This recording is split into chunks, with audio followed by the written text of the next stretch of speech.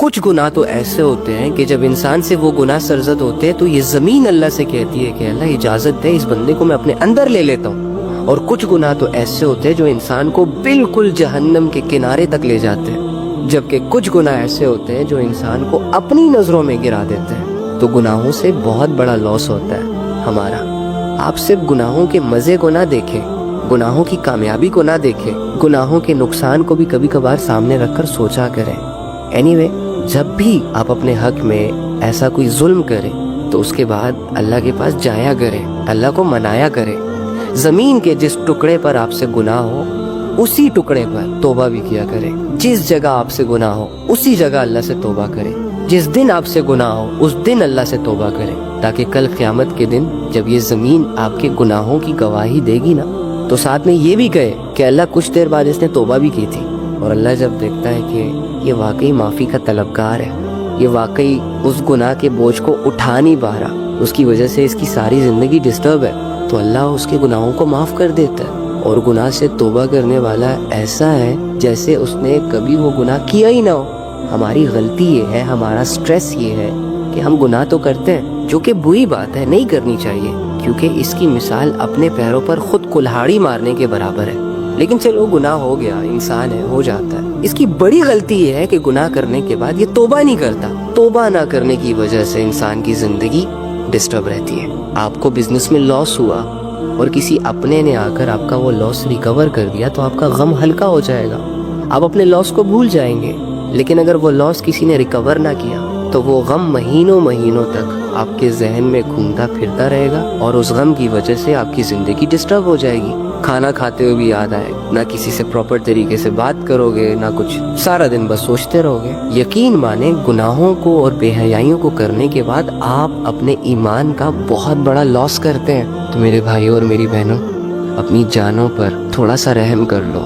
نفس کے تقاضوں کو پورا کرنے میں اتنے مدہوش اور اتنا پاگل ہونے کی ضرورت نہیں ہے کہ آگے پیچھے کا نہ سوچو اور جو دل میں آئے وہ کرتے پھرو. حلال حرام کی تمیز ہی نہ ہو، جائز ناجائز کی پرواہ ہی نہ ہو، اور دنیا جو دکھائے اس کے پیچھے بھاگتے پھرتے رہو. نہ اپنی زندگیوں کو اسلام سے جوڑو. واللہ یہ اسلام آپ کے چہروں پر، آپ کے جسموں پر اتنا سوٹ کرتا ہے نا کہ اس کا کوئی جواب نہیں ہے. اللہ نے پسند کی ہے آپ کے لیے اسلام والی زندگی. مجھے بتائیں، اللہ کی چوائس میں کسی طرح کی کوئی کمی ہو سکتی ہے؟ جو فاتر ہے، حکمتوں کا مالک ہے، قدرتوں کا مالک ہے، جس نے پوری دنیا کو شعور دیا.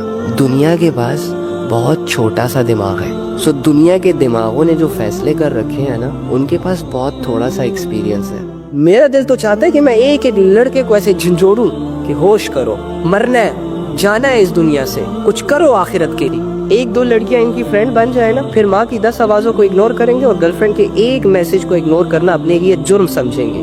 اتنے گرے ہوئے لوگ بڑی بڑی کامیابیاں کیسے اویل کریں گے؟ جن کی سوچ اتنی چھوٹی ہو، جن کی سوچ یہ ابھی لڑکیوں سے نہ نکلی ہو، ٹک ٹاک سے نہ نکلی ہو، ناچنے گانے سے نہ نکلی ہو، وہ لوگ دنیا میں کیسے چینج لائیں گے؟ ایک سوچی سمجھی سازش کے تحت ان کے ذہنوں کو غلام بنایا، ان کو ننگے جسموں کا شوقین بنایا گیا. اب اگر ان کے سامنے سافٹ ویئر کے ذریعے سے بھی کوئی لڑکی ناچتے ہوئے سامنے آئے گی نا تو یہ اپنی ریئل زندگی سے کٹ آف ہو جائیں گی. اور بھائی موبائل ہے، نہ تمہاری اس تک اپروچ ہے، نہ تم اسے جانتے ہو، نہ تم نے اسے ریئل میں دیکھا، نہ تم اس سے ملے.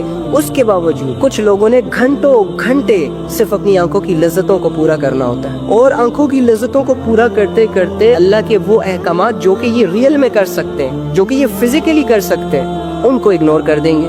نام کرنا چھوڑیں. اگر آپ نے کسی کی زندگی برباد ہی کرنی ہے، اگر آپ نے کسی کی ہستی کھلکھلاتی خوشیوں کو آگ ہی لگانی ہے تو محبت کے نام پر نہ کریں. ریالٹیز کو لے کر ایک دوسرے کے سامنے آیا کریں کہ بھائی نفس اور شیطان کا مارا ہوں، اندر کی گرمی سے پریشان ہوں، میرے کرتوتوں کی وجہ سے اور بد نظریوں کی وجہ سے ڈیزائرز میرے ہٹ ہو رہے ہیں، تو شیطان بننا چاہتا ہوں، بھیڑیا بننا چاہتا ہوں. تو اس کے لیے مجھے آپ کی ضرورت پڑ رہی ہے. تو کیا آپ اپنا آپ مجھے کچھ پل کے لیے، کچھ مہینوں کے لیے سونپ سکتی ہیں یا سونپ سکتے ہیں؟ تو جب آپ ان حقیقتوں کو سامنے رکھ کر کسی کے پاس جائیں گے نا تو مجھے نہیں لگتا کہ کوئی بھی تمہارے پرپوزل کو ایکسپٹ کرے. الٹا تمہیں 2 جوتیاں مار کر واپسی کا راستہ دکھائیں گے. جس کے لیے نکاح جیسی حلال چیز مشکل ہے، اس بے غیرت کے لیے یہ حرام ریلیشن کیسے آسان ہو جاتا ہے؟ تو یہ ساری ہوس کی گیم ہے بھائی. اپنے آپ کو، جس کے دل میں اللہ نہیں ہوتا نا وہ پیسے کو اپنا خدا مانتا ہے، کیونکہ جس دل میں اللہ نہیں ہوتا نا اس دل میں دنیا بڑی جلدی آتی ہے۔ شیطان ڈھونڈتا ہے ایسے دلوں کو کہ جس دل میں اللہ کی یاد نہ ہو، اللہ کی خواہش نہ ہو، اللہ سے جڑے کچھ جذبات نہ ہو۔ اور جب شیطان کو کوئی ایسا دل ملتا ہے، کوئی ایسا انسان ملتا ہے جو گناہوں میں آگے جا رہا ہو، جس نے اپنے آپ کو اللہ کی یاد سے غافل رکھا ہو، تو شیطان ایسے انسان کے دل کو اپنا گھر بنا لیتا ہے، اپنا اوڑھنا بچھونا بنا لیتا ہے۔ آپ خود ہی سوچے، جس دل میں شیطان آ جائے وہ جسم کیسے اعمال کرے گا؟ اس جسم نے گانے ہی سننے، اس جسم نے حرام کمانا ہے، حرام کھانا ہے، اس جسم نے ہر گناہ کے کام کو اپنے لیے جائز سمجھ لینا۔ وہ جسم کیسے اللہ کے سامنے جھک سکتا ہے؟ دل ہی نہیں کرے گا۔ لیکن دوسری جانب اس کا یہ مطلب بھی نہیں ہے کہ وہ بندہ اس شیطان کو اپنے دل سے دفع نہیں کر سکتا۔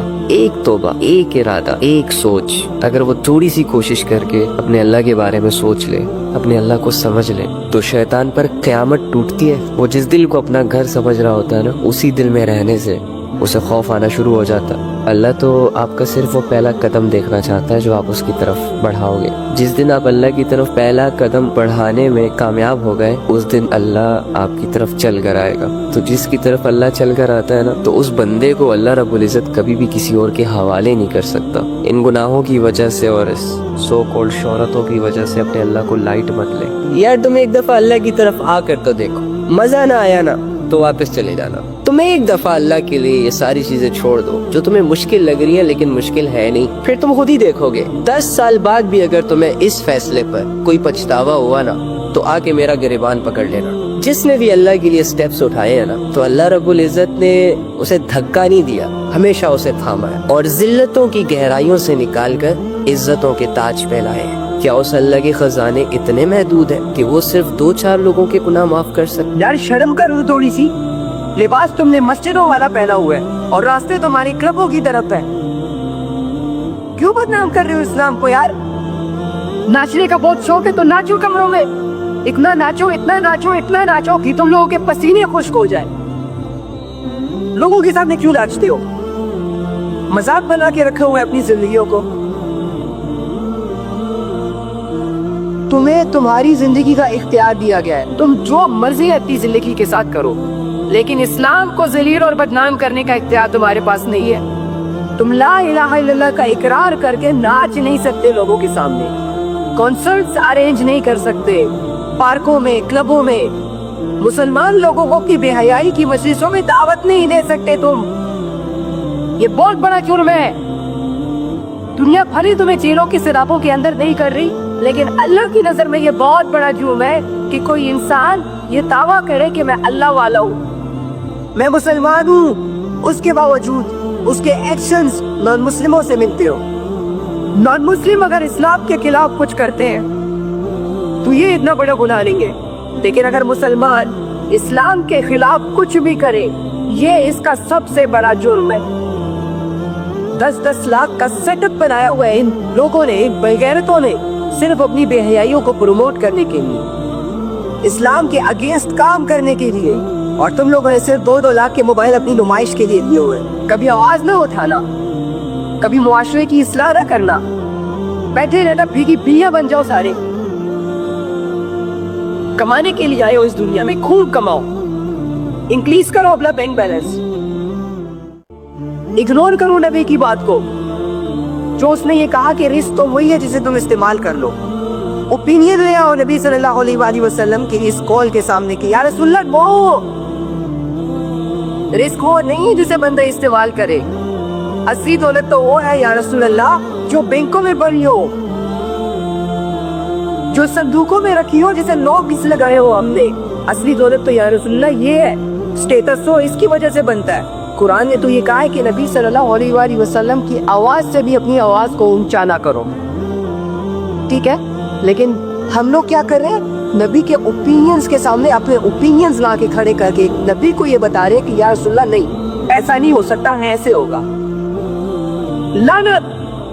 اللہ پہ جو بھروسہ کرتا ہے نا، ہائے ہائے، ساری دنیا لگ جاتی ہے بھائی ایسے بندے کو گرانے کے لیے، ساری دنیا ایڑی چوٹی کا زور لگاتی ہے ایسے بندے کو ذلیل کرنے کے لیے، دبانے کے لیے۔ ہمارے نبی صلی اللہ علیہ وآلہ وسلم کو آفرز دی گئی، دنیا کی لالچیں دی گئی۔